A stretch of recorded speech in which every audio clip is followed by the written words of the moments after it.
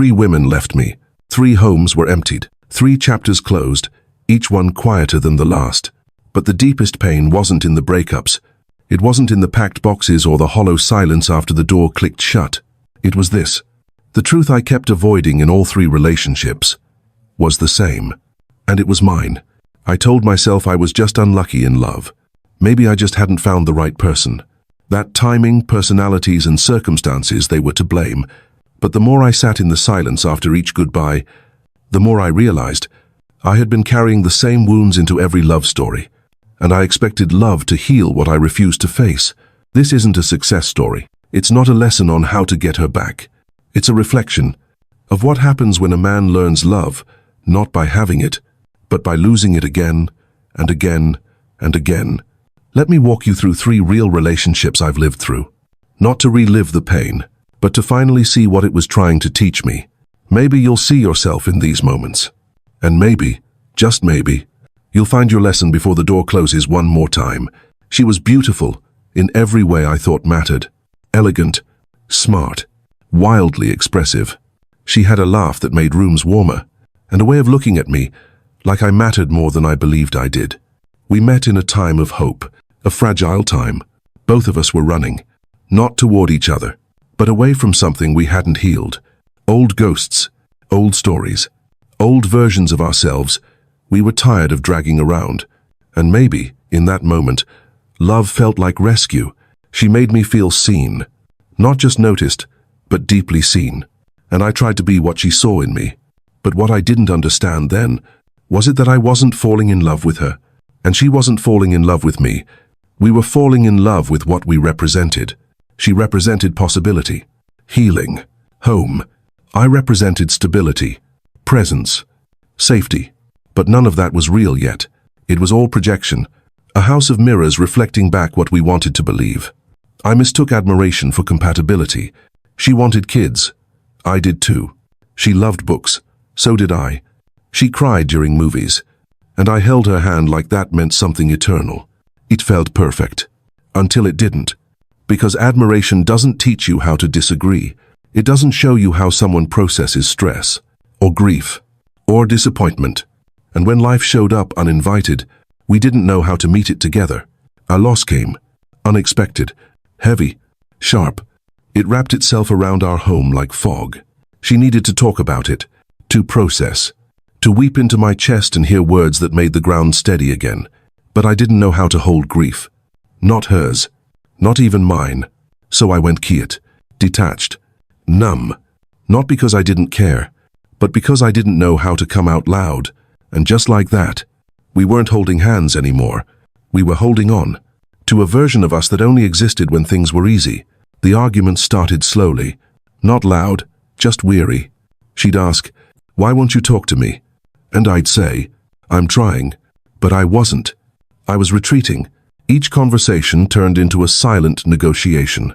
Who would give up more to keep this thing from falling apart? We weren't choosing each other. We were choosing not to be alone. We were pretending that the way she felt things so deeply, and the way I buried everything, could somehow live under the same roof and feel at home. We never learned how to repair, only how to retreat. She reached out. I pulled back. She wanted closeness. I needed space. And before we even realized it, the space became a wall, and the wall became a reason to leave. She left with tears and dignity, and I sat there on the couch we used to cuddle on, surrounded by silence that felt heavier than loss. Because this time, I couldn't blame her. The cruelest truth was this: love is not enough. You can love someone deeply and still not be built to carry life the same way.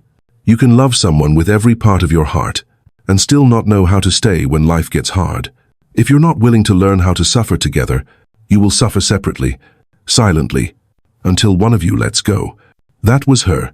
She let go first, and it broke something in me, but not in the way I feared. It didn't break my hope. It broke my illusion. The illusion that love by itself was some magical glue, that if the feelings were strong enough, the storms wouldn't matter. They do. The feelings fade when they're unsupported. The love starves when it's not nourished. And admiration is never a substitute for understanding. In hindsight, I thank her, because her leaving became the mirror I finally couldn't look away from. And that break taught me, if you only love someone's light, but resent their shadow, you're not loving them. You're loving the idea of them. And sooner or later, that idea always fades. The second woman came quickly. Too quickly. She walked into my life while the wreckage of the last one was still smoking. She was different on purpose. Louder, bolder, free in all the ways I wasn't. She didn't ask for permission. She didn't wait for plans. She lived like every moment was her last chance to feel something. She was the kind of woman who ordered dessert first and danced barefoot in gas station parking lots at midnight. And I was drawn to that chaos like a man trying to forget that order had ever mattered. I told myself this was freedom. What it really was avoidance. I hadn't grieved. I hadn't reflected. I hadn't asked myself why the last one ended, what part of me let it fall apart. Number. I just ran faster, and she looked like a new start. But here's what no one tells you about choosing different too fast. If you haven't changed, you're still bringing the same version of yourself into a brand new room, just in cleaner clothes. And that's exactly what I did. I still avoided hard conversations. I still got quiet when things got vulnerable. I still saw disagreement as danger, something to dodge, not dive into. She, on the other hand, was all heart, all fire, all exposure. She said everything she felt the moment she felt it. At first, it was magnetic, addictive, intoxicating. But passion, without roots, is a wildfire. And wildfires don't warm you. They burn. We had chemistry in spades. That part was never the issue. We'd kiss like nothing else existed. But 2 hours later, we'd be screaming in the car over something we couldn't even remember the next day. We fought. Loudly, publicly, in grocery store aisles, in parking lots, in restaurants once in front of her mother. It became our pattern. High, low, high, collapse. The crash always felt worse than the climb. And eventually, even fire gets tired of burning. One night, after another meaningless argument, she looked at me like she didn't even recognize me anymore. And she said, "You don't actually want me. You just want to feel wanted." Then she walked out. And that silence afterward wasn't just sad. It was humiliating. Because this time, I couldn't even pretend I didn't know why it ended. I knew. I hadn't chosen her out of love. I had chosen her because I couldn't sit with my own grief. Because she was a distraction. A detour. A beautiful, chaotic escape hatch from the quiet, painful truth. I hadn't healed. I had just dressed up my avoidance and called it connection. And the worst part? She deserved more than that. She was messy, yes, but she was real. She showed up, fully, raw, unapologetically. And I gave her the version of me that was still afraid of being seen. I used her energy to outrun my emptiness. And when the energy ran out, there was nothing left to hold on to. That's the danger of rebound love. It feels red hot, but it doesn't build anything, because it was never designed to. It was designed to fill, not to form, to numb, not to nourish. And the truth is, no relationship can substitute for healing. No person can hold your grief for you. No new love can erase the pain of the last one. If you skip the morning, if you refuse to sit in the stillness, you'll carry that old weight into every new embrace. It'll wear different clothes, have a different name, but the damage will smell familiar, and sooner or later, it will leave again.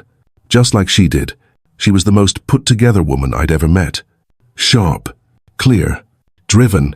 She had a morning routine that never wavered, a planner that ran her life down to the minute, a deep love for consistency that I both admired and never quite understood.